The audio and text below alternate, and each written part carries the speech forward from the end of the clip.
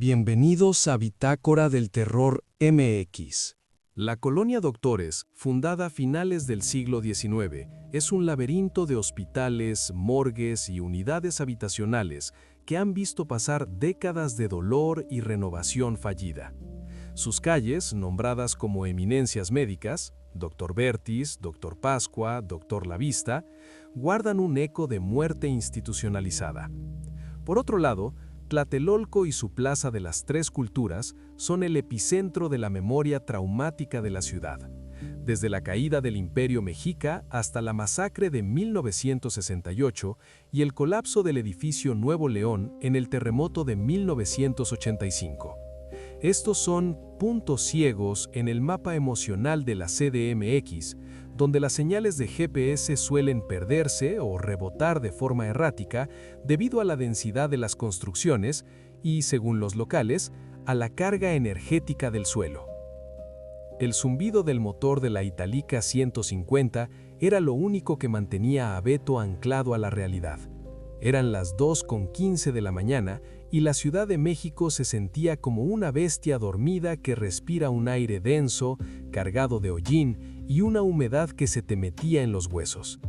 Beto se acomodó la mochila térmica en la espalda.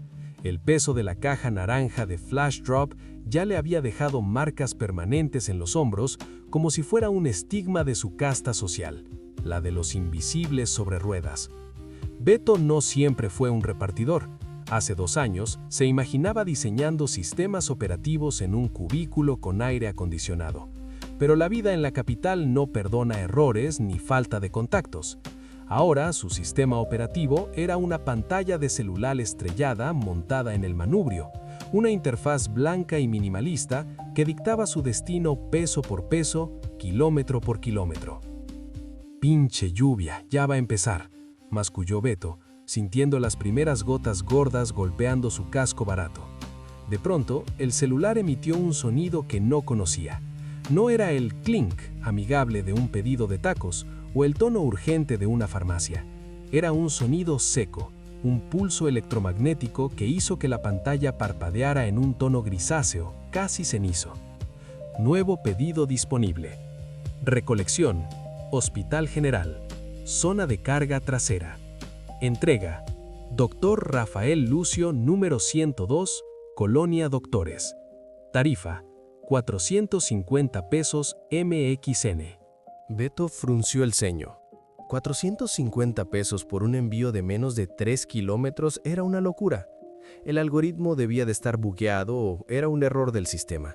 Pero en su situación no se cuestionan los milagros de la inteligencia artificial. Aceptó sin pensarlo. Al llegar a la parte trasera del Hospital General, la atmósfera cambió. No había guardias, no había enfermeras fumando a escondidas, solo una niebla amarillenta que salía de los respiraderos del sótano. Sobre una plataforma de metal había un paquete pequeño, envuelto en papel estraza húmedo y atado con un cordel de cáñamo que parecía viejo, demasiado viejo para un servicio de entrega inmediata. No tenía ticket de compra, solo una etiqueta térmica que decía «Propiedad de nadie». Al tocar el paquete, Beto sintió una descarga eléctrica que le recorrió el brazo. No era frío, era una ausencia total de calor. Lo metió en la mochila y arrancó. Dr. Rafael Lucio 102, repitió para sí mismo, siguiendo la línea azul en el mapa. Pero algo andaba mal. El GPS empezó a trazar rutas que no tenían sentido. Le pedía que diera vueltas en U en calles peatonales, que atravesara muros de unidades habitacionales. Beto conocía a las Doctores como la palma de su mano, pero esa noche las calles parecían estirarse. Los postes de luz parpadeaban rítmicamente, creando un efecto estroboscópico que le hacía ver sombras alargadas cruzando la calle a velocidades inhumanas. Consultó el mapa de nuevo. La aplicación había cambiado de color. El fondo blanco ahora era un negro profundo y los nombres de las calles ya no eran los oficiales. Donde debía decir Dr. Pasteur, el mapa leía Calle de los que no llegaron. ¿Qué onda con esta madre? Beto reinició el celular, pero la aplicación se negaba a cerrarse. Al contrario, una notificación emergente apareció en pantalla. El tiempo es un recurso no renovable. Llega a tiempo o el cargo se hará a tu cuenta personal. Beto aceleró. El miedo empezaba a filtrarse por el pecho, una presión sorda que le dificultaba respirar. Entró en una calle cerrada que, según su memoria, no debería estar ahí. Era una hilera de vecindades antiguas, de esas que sobrevivieron al 85 pero quedaron sentenciadas a muerte, con las fachadas carcomidas y los balcones colgando como dientes flojos. Llegó al número 102. Era una casa de 3 pisos, pintada de un verde hospitalario que se caía a pedazos. No había luces encendidas. El silencio era tan absoluto que podía escuchar el tic-tac de su propio reloj de pulsera, un sonido que parecía amplificado por las paredes de la callejuela. Bajó de la moto sintiendo que sus piernas pesaban como plomo. Caminó hacia la puerta de madera podrida. Antes de que pudiera tocar, el celular vibró violentamente. Entrega el paquete al destinatario, no mires el contenido. Pero la curiosidad, o quizás ese instinto de supervivencia que te avisa cuando algo no es de este mundo, lo traicionó. El cordel de cáñamo se había aflojado solo. El papel estraza estaba empapado, pero no de lluvia. Tenía un olor metálico, rancio. Beto asomó la mirada por la abertura del papel. Dentro no había comida, no había medicinas. Había un zapato de niño, un tenis de lona rojo, desgastado, con restos de lo que parecía ser polvo de ladrillo y sangre seca. Beto sintió un vacío en el estómago. Ese tenis le resultaba familiar. Era el tipo de calzado que se veía en las fotos de las noticias después de un derrumbe. La puerta de la casa se abrió con un quejido agónico. No salió nadie, solo una ráfaga de aire helado que traía consigo el susurro de 1000 voces hablando al mismo tiempo. Un murmullo que no se escuchaba con los oídos, sino directamente en el cerebro.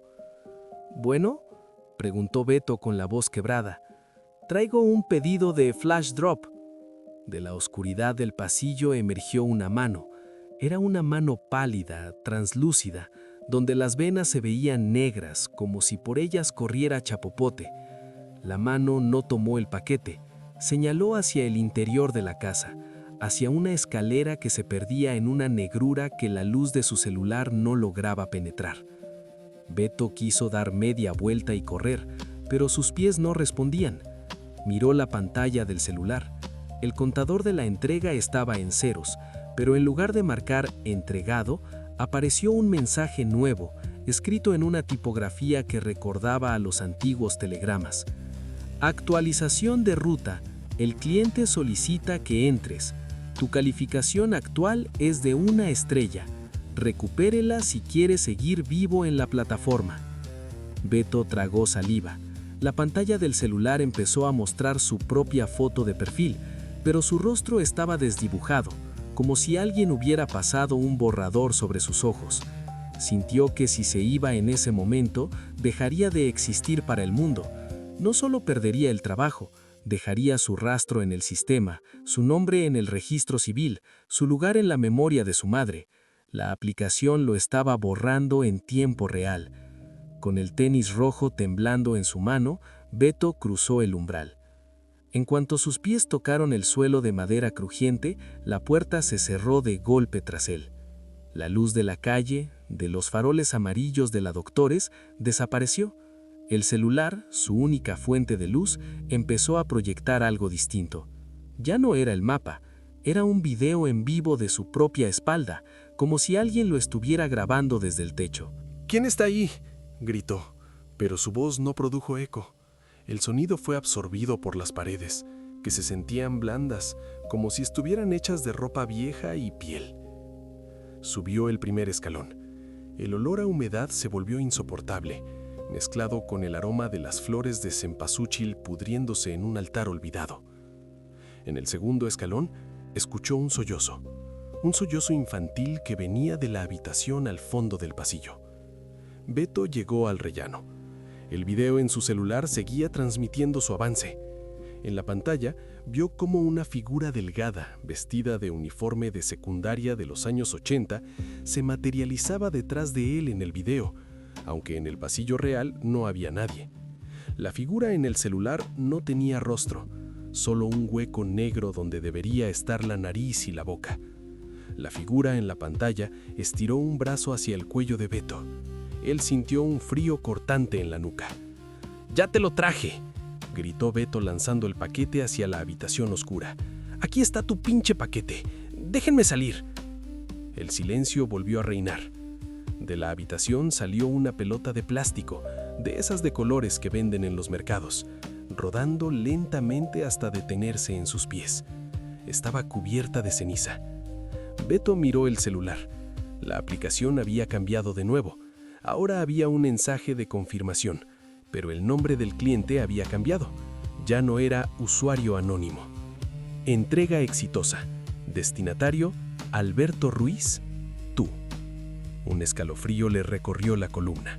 Debajo del mensaje apareció una foto de evidencia de la entrega.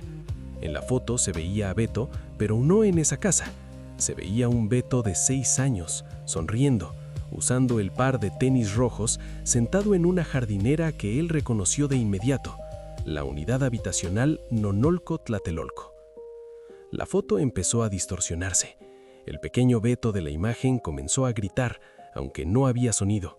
En el fondo de la foto, el edificio Nuevo León empezaba a inclinarse, a colapsar sobre el niño. Beto soltó el celular. El aparato cayó al suelo, pero no se rompió. La pantalla seguía encendida, emitiendo una luz violeta que revelaba algo aterrador. Las paredes de la casa no estaban hechas de ladrillos. Estaban hechas de miles de celulares, apilados unos sobre otros, todos con las pantallas encendidas, mostrando rostros de personas que miraban con desesperación, golpeando el cristal desde adentro. Eran otros repartidores, otros conductores, gente que se había perdido en los puntos ciegos del mapa. «No, esto no es real», susurró Beto retrocediendo hacia la escalera. Pero la escalera ya no estaba. En su lugar había un túnel infinito de cables de fibra óptica que latían con una luz azulada, como venas de un organismo gigante. Su propio celular vibró en el suelo. Una nueva notificación. Nueva tarea. Recolecta tu memoria en Tlatelolco, Plaza de las Tres Culturas. Tiempo estimado, el resto de tu eternidad. Beto sintió que sus manos empezaban a volverse transparentes. Podía ver a través de su piel los circuitos de la casa, la red que conectaba esa dimensión de desecho con la ciudad real. Él se estaba convirtiendo en datos. Se estaba volviendo parte del código que la ciudad usaba para procesar su propia tragedia. Corrió. No sabía hacia dónde, pero corrió. Atravesó paredes que se deshacían como estática de televisor viejo. El aire sabía a ozono y a tierra quemada. De repente sintió un impacto. Luz blanca, el sonido de un claxon, el olor a gasolina. Beto abrió los ojos. Estaba tirado en el asfalto mojado, a mitad de la avenida Cuauhtémoc. Su moto estaba a unos metros, con la llanta delantera todavía girando. Un taxista le gritaba insultos desde su coche, con la ventana abajo. «¡Pendejo! ¡Te me cruzaste de la nada! ¿Qué te quieres morir?» Beto se levantó, temblando. Le dolía todo el cuerpo, pero estaba vivo. Estaba en la CDMX real. La lluvia seguía cayendo, limpiando el sudor frío de su cara. Buscó su celular. Estaba a unos pasos, con la pantalla intacta. Lo tomó con manos temblorosas. La aplicación de Flash Drop estaba abierta. No había rastro del pedido de 450 pesos. No había rutas negras ni fotos de su infancia. Solo el mapa estándar, la flechita azul en medio de la avenida y un mensaje de «Buscando pedidos». Fue un sueño, un pinche bajón de presión por no cenar, se dijo a sí mismo, aunque el corazón le latía a 1000 por hora. Se subió a la moto y arrancó, queriendo alejarse lo más rápido posible de la colonia Doctores. Necesitaba luz, necesitaba gente, necesitaba el ruido del tráfico de insurgentes. Mientras manejaba, sintió algo extraño en su espalda. La mochila térmica se sentía pesada, demasiado pesada. Se detuvo bajo un semáforo y, con el miedo atenazándole la garganta, abrió el cierre principal. Dentro no había nada de comida. Había una vieja cámara fotográfica de rollo, de esas que se usaban en los años 80. Estaba cubierta de un polvo fino y gris, como ceniza volcánica. Al lado de la cámara, un pequeño papel estraza con una dirección escrita a mano, con una caligrafía que Beto reconoció con horror. Era la letra de su padre, quien había desaparecido en el sismo del 85 y cuyo cuerpo nunca fue encontrado. La dirección decía Eje Central Lázaro Cárdenas, Edificio Nuevo León, Depto 402. Te espero para la cena. El celular volvió a emitir ese sonido seco, ese pulso electromagnético que no pertenecía al mundo de los vivos. Recolección completada. Siguiente parada.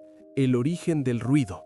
No te desvíes de la ruta o el sistema te considerará obsoleto. Beto miró hacia el horizonte, hacia donde las ruinas invisibles de Tlatelolco se alzaban entre los edificios modernos.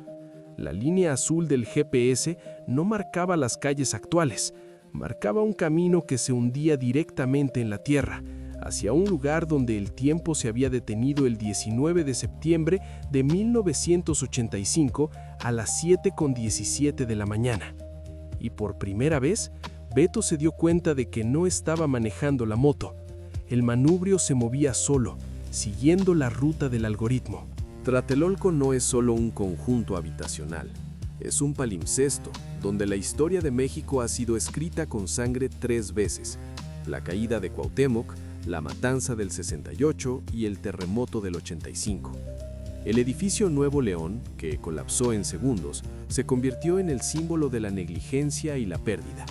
Los geólogos y arquitectos hablan de efecto de sitio, donde las ondas sísmicas se amplifican en el lodo antiguo del lago. Los que saben de lo oculto dicen que ahí el velo entre las épocas es tan delgado que el ruido de una radio vieja puede sintonizar gritos de hace 40 años. Beto intentó frenar, pero la manija de la itálica estaba rígida, soldada por una fuerza invisible. La moto no respondía a sus manos, sino a los pulsos eléctricos que emanaban del soporte del celular.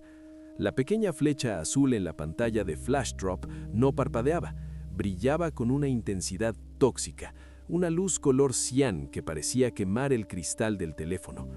El viento en el eje central se volvió gélido. Ya no era el aire de la Ciudad de México, cargado de tacos al pastor y gasolina. Ahora olía a polvo de cemento, a cal húmeda y a ese aroma dulzón y podrido que emana de los depósitos de basura olvidados.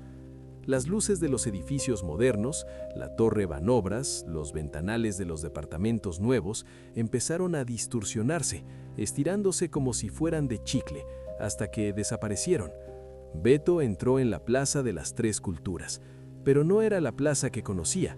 Donde deberían estar las ruinas prehispánicas de piedra volcánica, había un vacío absoluto, una fosa que parecía no tener fondo. Y donde alguna vez estuvo el edificio Nuevo León, el aire vibraba con una estática grisácea. Era como un holograma fallido. Por momentos se veía el edificio en pie, con sus ventanas iluminadas y cortinas de flores. Al segundo siguiente era una montaña de escombros de la que brotaban varillas oxidadas como dedos suplicantes. La moto se detuvo en seco frente a un bloque de concreto que flotaba a unos centímetros del suelo. El motor se apagó con un suspiro metálico. Has llegado a tu destino. Recolección en curso. Por favor, no cierre la aplicación. El celular comenzó a emitir un sonido de interferencia, una frecuencia de radio antigua que subía y bajaba de tono. Beto se bajó de la moto, sintiendo que el suelo de la plaza era inestable, como si estuviera caminando sobre una capa delgada de hielo negro.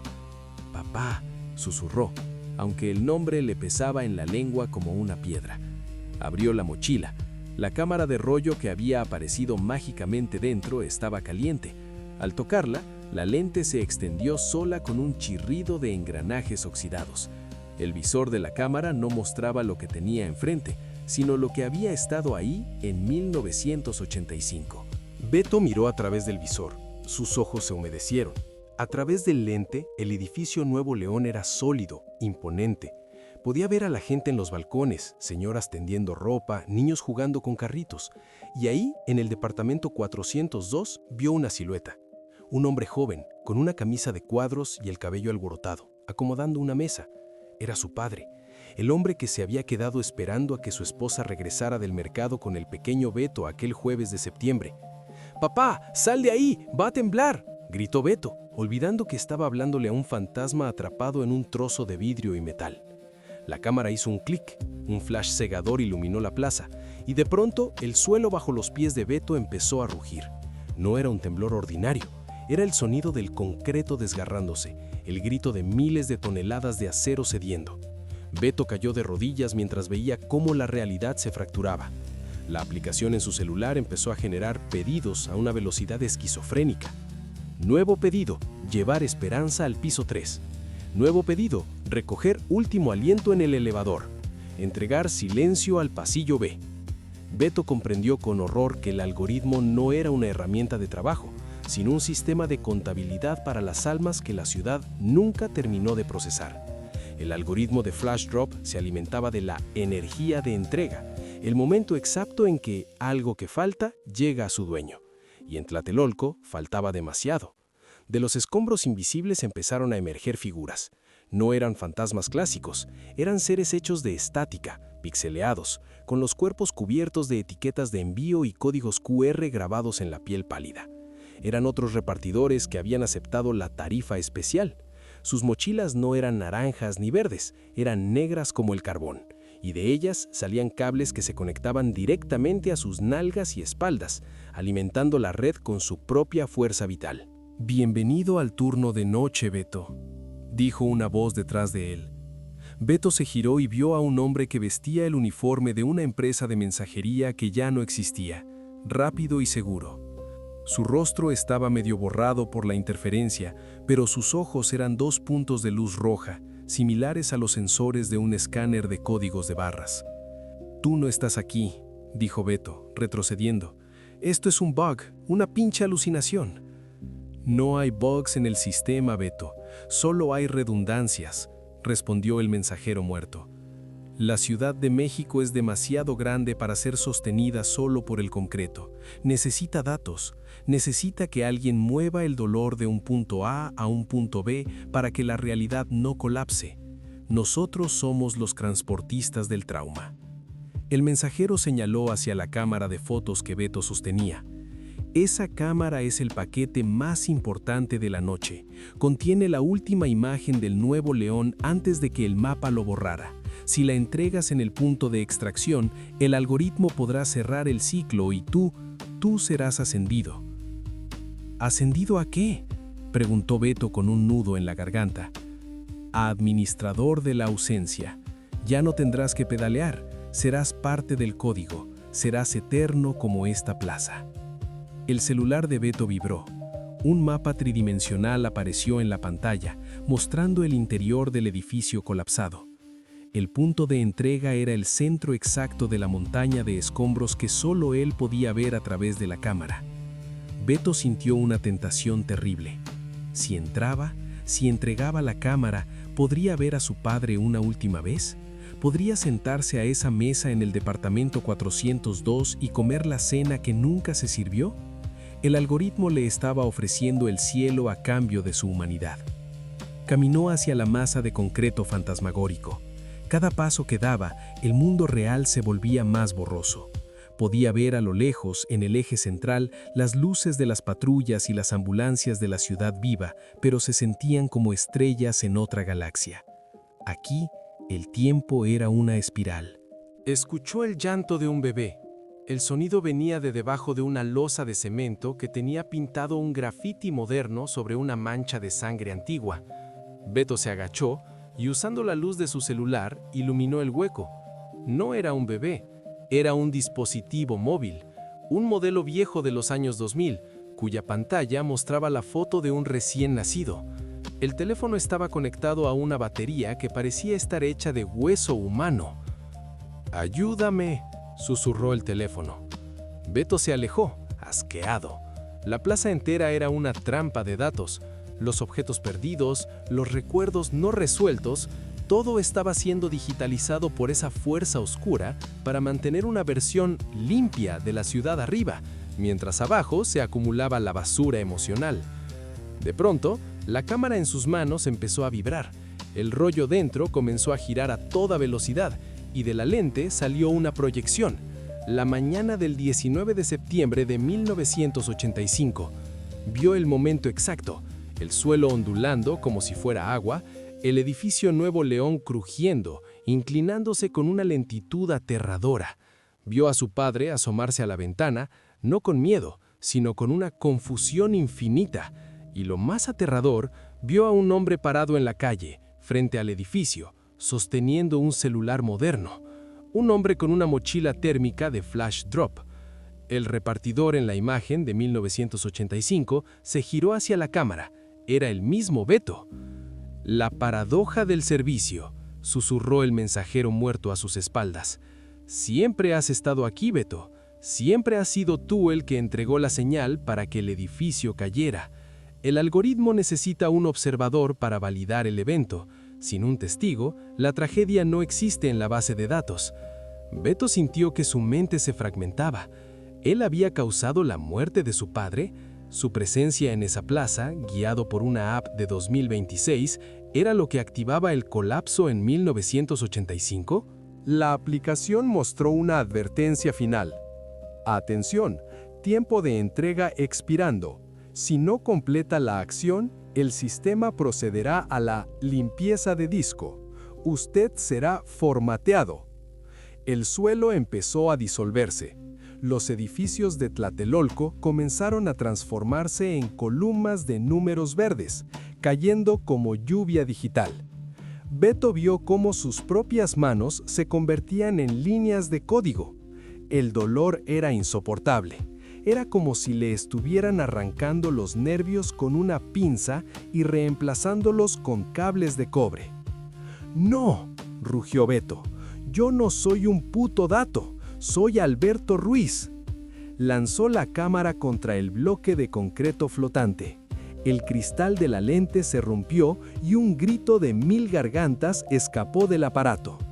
Una explosión de luz blanca y estática inundó la plaza.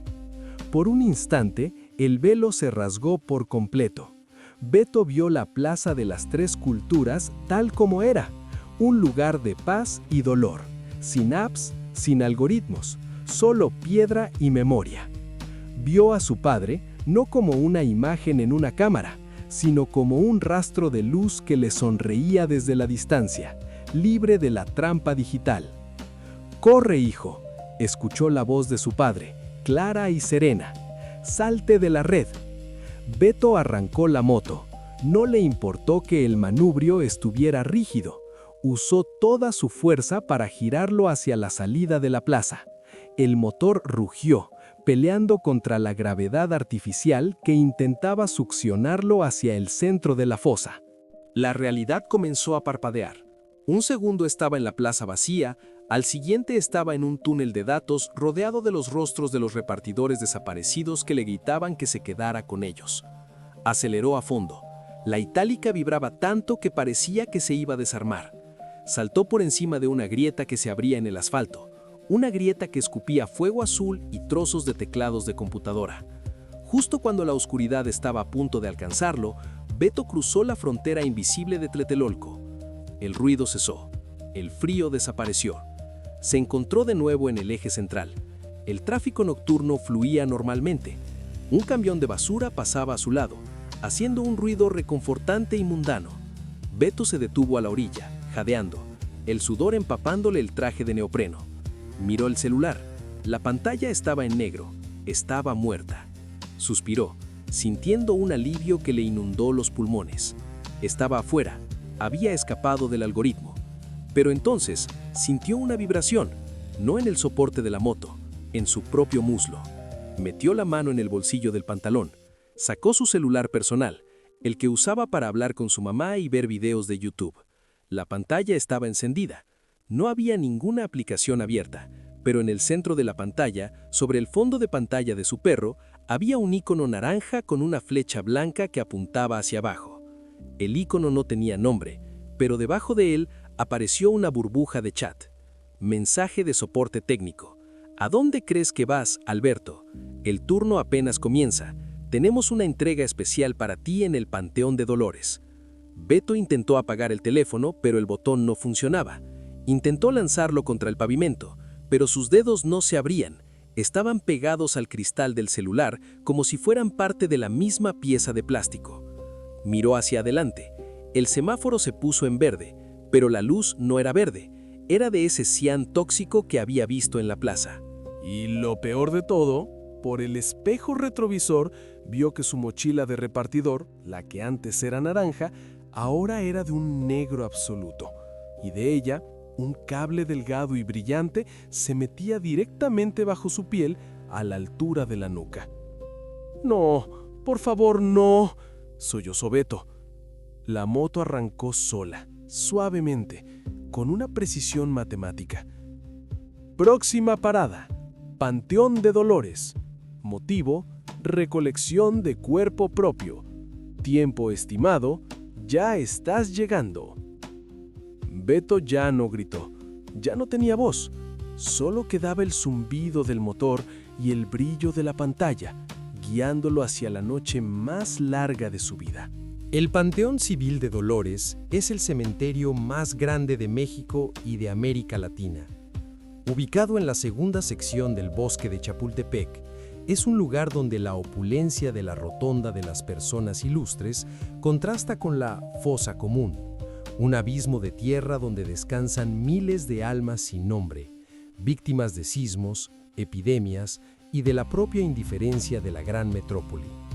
Es un lugar donde el terreno es irregular, las lápidas están devoradas por la maleza y, según los veladores, las señales de radio y celular se distorsionan, captando frecuencias que no pertenecen a ninguna red telefónica conocida. La moto avanzaba por Constituyentes con una velocidad suicida. Beto ya no sentía sus extremidades, sus manos eran extensiones de los puños de la itálica y su columna vertebral parecía haberse fusionado con el marco de metal. El cable que nacía de su nuca y se conectaba a la mochila negra palpitaba con una luz azulada, inyectándole datos directamente en el sistema nervioso. Ya no veía la carretera, veía vectores, flujos de tráfico en tiempo real y coordenadas de calor que indicaban la presencia de otros unidades de entrega, moviéndose en la periferia de su visión. Al llegar a las puertas del Panteón de Dolores, las pesadas rejas de hierro se abrieron sin que nadie las tocara. El guardia de la entrada ni siquiera levantó la vista de su propio celular. Su rostro estaba iluminado por el mismo brillo cian que el de Beto. La moto se internó por los senderos de piedra del cementerio. El olor cambió drásticamente, del smog de la ciudad al aroma de la tierra recién removida y las flores marchitas.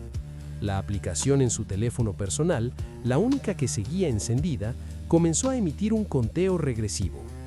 300 metros para la extracción. 200 metros. 100 metros. La moto se detuvo frente a la sección de la fosa común. El silencio ahí no era de paz, era un silencio de estática, de miles de voces silenciadas por el olvido. En medio del terreno baldío, rodeado de pequeñas cruces de madera podrida, se alzaba una antena de telecomunicaciones que no debería estar ahí. Era una estructura negra, hecha de un material que parecía absorber la poca luz de la luna y su punta emitía un pulso rítmico de color violeta. ¿Qué es esto?, logró articular Beto, aunque su voz sonó como un archivo de audio dañado. Has llegado al servidor central. Descarga en proceso. De la oscuridad, detrás de la antena, surgió una figura. No era el mensajero de Tlatelolco, ni su padre. Era una entidad compuesta por miles de pantallas de teléfonos celulares unidas por cables de fibra óptica que se retorcían como serpientes. En cada pantalla aparecía un fragmento de un rostro diferente, un ojo de una anciana, la boca de un niño, la frente sudada de un obrero. Era el rostro colectivo de la Ciudad de México, la suma de todos los datos que la ciudad genera cada segundo. Alberto Ruiz, dijo la entidad, y su voz fue una mezcla de notificaciones, tonos de espera y voces humanas. Has completado la ruta que pocos terminan. Has traído la memoria de Tlatelolco al corazón de la red. ¿Por qué yo?, preguntó Beto, sintiendo cómo el cable en su nuca empezaba a succionar sus recuerdos. Yo solo quería trabajar, solo quería pagar mi renta. La ciudad necesita un sistema de purga, Alberto. Cada tragedia, cada desaparecido, cada dolor no resuelto genera un ruido que satura la realidad. Si no procesamos ese ruido, la ciudad entera colapsaría bajo el peso de sus propios fantasmas. Nosotros usamos el algoritmo para recolectar esa energía. Los repartidores son nuestros anticuerpos. Ustedes llevan la carga del pasado hacia el gran vertedero digital. La entidad extendió un brazo hecho de cables y tocó el pecho de Beto. En ese instante, él lo vio todo. Vio a miles de otros jóvenes en sus motos, en sus bicicletas, recorriendo la CDMX no para entregar hamburguesas, sino para transportar pedazos de almas, suspiros de agonía y ecos de crímenes sin resolver, depositándolos en centros de datos ocultos bajo estaciones del metro o en sótanos de hospitales. La economía gig no era más que una fachada para una operación de limpieza metafísica a escala industrial. Tu mochila no lleva objetos, Alberto. Lleva el peso de tu propia existencia. Para que el sistema funcione, debemos borrar al observador una vez que la entrega se completa. Es el único modo de garantizar que el secreto se mantenga encriptado. El celular de Beto mostró la última notificación. Paquete final. Alma de Alberto Ruiz. Estado entregando. Beto sintió que su conciencia se expandía y luego se contraía violentamente. Sus recuerdos de la infancia, el sabor de los tamales que su mamá hacía, el olor del perfume de su primera novia, el dolor de la muerte de su padre, todo estaba siendo succionado hacia la antena negra. Se estaba convirtiendo en un archivo de ceros y unos. «¡No! ¡Todavía existo!», gritó, pero su mano ya no era carne. Era una malla de polígonos grises que empezaban a desintegrarse. En un último acto de voluntad humana, recordó la cámara de fotos que había roto en Tlatelolco. Recordó que el sistema odiaba el error, lo analógico, lo que no podía ser cuantificado. Buscó en su mente algo que la aplicación no pudiera procesar, un error lógico. Si yo soy el paquete y yo soy el repartidor, balbuceó Beto mientras la luz violeta lo envolvía. Entonces la entrega es inválida. El origen y el destino son el mismo punto. Error de redundancia. Error de redundancia. La entidad de pantalla se detuvo. Los rostros en los celulares empezaron a parpadear frenéticamente. El algoritmo entró en un bucle infinito. Calculando ruta. Error. Origen. Alberto Ruiz. Destino. Alberto Ruiz. Distancia. 0 kilómetros. Tiempo estimado. Ya entregado. Error. Error. Error. La antena negra comenzó a emitir chispas. El pulso violeta se volvió un blanco cegador. El suelo de la fosa común empezó a vibrar, pero esta vez no era un sismo, era una sobrecarga de datos. Los miles de celulares que formaban a la entidad empezaron a estallar uno por uno, liberando un humo negro que olía a plástico quemado y ozono. Beto sintió que el cable de su nuca se soltaba. El peso de la mochila desapareció. Con un esfuerzo sobrehumano, se desconectó de la moto y rodó por el suelo de tierra del panteón. «¡Formateo fallido!», gritó la voz conectiva mientras se desvanecía en la oscuridad. «Pero no puedes salir de la red, Alberto. Una vez que el algoritmo te marca, siempre serás parte del sistema». Una explosión silenciosa sacudió el cementerio. Una onda de choque de estática recorrió el bosque de Chapultepec, apagando momentáneamente todas las luces de la zona. Beto quedó inconsciente sobre la tierra fría. A la mañana siguiente, un velador encontró a un joven tirado cerca de la fosa común. Estaba pálido, cubierto de un polvo grisáceo y no llevaba zapatos. A su lado, una moto vieja y oxidada parecía haber estado ahí durante décadas, aunque el modelo era reciente. Beto despertó en una cama del Hospital General, el mismo lugar donde había recogido el primer paquete. No recordaba mucho, solo una sensación de haber corrido una maratón a través de un túnel de luces. Los médicos dijeron que era un caso extremo de deshidratación y estrés térmico. Días después, cuando finalmente regresó a su pequeño cuarto en La Guerrero, Beto intentó retomar su vida, pero algo había cambiado. Ya no podía usar aparatos electrónicos. Cada vez que tocaba una pantalla táctil, esta se llenaba de estática. El televisor solo mostraba imágenes de calles de la CDMX que ya no existían, y cuando caminaba por la calle ya no veía a la gente, veía sus nombres y fechas de muerte flotando sobre sus cabezas en letras digitales transparentes. Se asomó al espejo del baño. Su rostro estaba ahí, pero si lo miraba fijamente por un segundo, sus ojos se volvían 2 puntos de luz roja, idénticos a los del mensajero muerto. Su celular personal, el que creía destruido, estaba sobre la mesa. No tenía batería, no tenía chip, pero de repente la pantalla se iluminó. No hubo sonido, no hubo vibración, solo apareció un mensaje de texto en una interfaz que nadie más en el mundo tenía. Reseña del cliente. 5 estrellas. El paquete llegó con daños, pero el contenido sigue siendo útil. Bienvenido al equipo de soporte, Alberto. Tu nuevo pedido está listo en la morgue central. No llegues tarde. Beto cerró los ojos y lloró, pero de sus ojos no salieron lágrimas, sino un líquido negro, espeso y brillante, como el aceite de un motor que nunca se apaga. Salió de su cuarto. Afuera el ruido de la Ciudad de México lo esperaba, un monstruo de metal y datos que nunca duerme, nunca olvida y sobre todo, nunca deja de pedir entregas. En la esquina, una mochila negra lo esperaba sobre el asiento de una moto que no tenía placa. Beto se puso el casco, subió a la moto y sin necesidad de ver el mapa, supo exactamente a dónde tenía que ir. El algoritmo ahora vivía dentro de él. Gracias por escuchar. Bitácora del Terror, MX. Suscríbete y activa la campana de notificaciones para más historias de terror.